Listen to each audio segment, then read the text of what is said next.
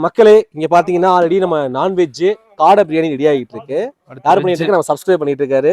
Veg பண்ண போறோம். Veg ஒரு டிஷ்ஷா கேஷ்நட் போட்டு மஷ்ரூம் ஃப்ரை பண்ண போறாங்க. இதை நீங்க சோம்பேறி மஷ்ரூம்னு சொன்னாலும் சரி. ஏன்னா எல்லா மசாலும் மொத்தமா போட்டுட்டு எல்லாத்தையும் மொத்தமா போட்டுறோம். கடைசியா தூக்கி மஷ்ரூம் போடுறோம், சாப்பிடுறோம், வாயில போடுறோம். அதை பண்ண போற யாரு? நம்ம சப்ஸ்கிரைபரு ஹரிதான். ஹரி பண்ணலாமா? சோ நீங்க அடுப்பு பத்த வைக்கவே வேணாம்.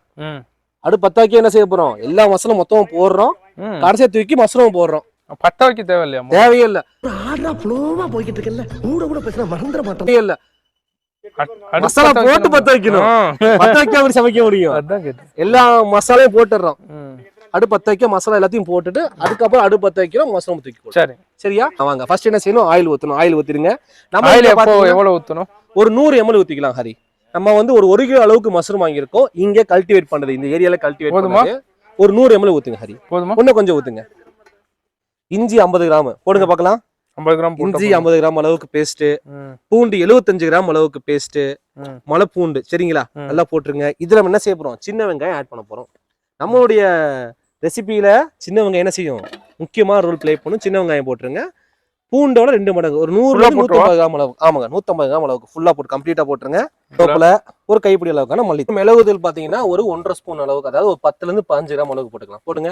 இது வந்து 50 கிராம் பாக்கெட், 10 இருந்து 15 கிராம் அளவுக்கு போடுங்க. போதும் போதும் போதும் போதும் போதும் 10 போட்டுக்கலாமா ஃபைனலா. இதுக்குள்ள என்ன செய்யணும்? சில்லி சிக்கன் பொடி. நீங்க 20 கிராம் பாக்கெட் வாங்கிருக்கீங்க. இது என்ன செய்யுங்க? ஃபுல்லா போட்டுருங்க. ஃபுல்லாவே போட்டுருங்க. ஃபுல்லா போட்டுருங்க. நம்ம 1 கிலோ பண்றோம்ல, காரத்துக்கு சில்லி சிக்கன் பொடி தான் நமக்கு. அதுக்கப்புறம் என்ன பண்ண போறோம்?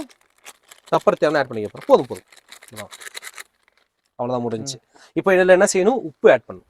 உப்பு எவ்வளவு? கொஞ்சமா போடுங்க. கொஞ்சமா, ஒரு அளவா. இன்னும் கொஞ்சம் எடுங்க. போடுங்க. இன்னும் கொஞ்சம் போடுங்க. இன்னும் கொஞ்சம், இவ்வளவுதான் போட்டுட்டு இதுல தக்காளி ஆட் பண்ணிட்டோம் அப்படின்னா எல்லா மசாலையும் போட்டாச்சுன்னு அர்த்தம். தக்காளி எங்க இருக்கு?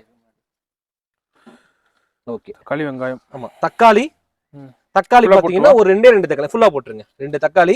இப்போ நம்ம அடிஷனல் என்ன செய்யறோம் அப்படின்னா, என்ன செய்வோம்? சின்ன வெங்காயம் போட்டு அங்க முடிச்சிரும் ஹரி. இப்போ நான் சொன்ன சோம்பேறி சிக்கன் பண்ற பிளேவர்லயே சோம்பேறி மஷ்ரூம் பண்றதுனால பெரிய வெங்காயத்தை எக்ஸ்ட்ரா ஆட் பண்றோம்.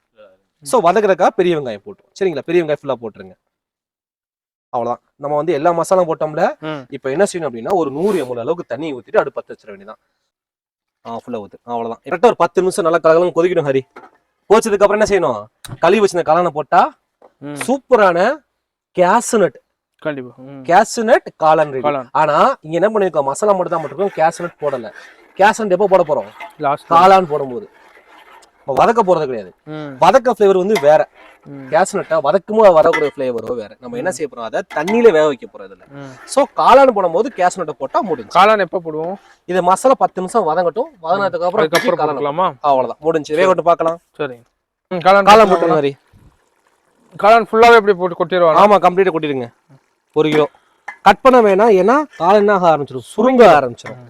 சோ பாக்குறதுக்கு நம்ம வரக்கூடிய கெஸ்ட்டுக்கு முழுசா காளான் நிறைய இருந்தாதான் பாக்க நல்லா இருக்கும். காளான்லயும் தண்ணி இருக்கு. நம்ம காளான் கழுவி இருக்கோம்ல, காளான்லயும் தண்ணி இருக்கும். சோ காளான் தண்ணி வெளியே வரும்.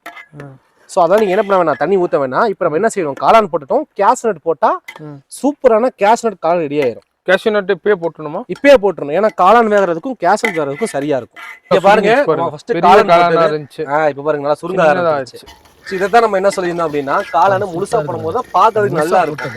நீங்க ரொம்ப போட்டப்ப அவ்வளவு காளான் மாதிரி தெரிஞ்சு. ஆமா, இப்ப பாத்தீங்கன்னா சுருக்கமா ஆயிருச்சு. ஆமா, பிரியாணிக்கு தொட்டு சாப்பிடுற மாதிரி கொஞ்சம் கிரேவி. சோ இதை நம்ம அடுப்பு இப்படி ஆஃப் பண்ணிட்டோம்னா நேரமா கொஞ்சம் இரிக்கும். வாங்க சாப்பிடலாம். தயிர் பச்சடி. இங்க பாருங்க பிரியாணி. ஆஹா, அப்படியே இப்படி வாங்க. சோ சாப்பாடு தொட்டு சாப்பிடுறதுக்காக வெங்காயம் கட் செய்து நீங்க சொல்லுங்க. அப்படி சூப்பரா இருக்கு. நீங்க தானே சமைச்சீங்க, நானா சொல்லணுமா? அதை நீங்க தான் வந்துருச்சு. சோ ஹரி செஞ்சிருக்காருங்க சாப்பாடு. திகட்டாம நல்லா இருக்கு. நல்லா இருக்கு.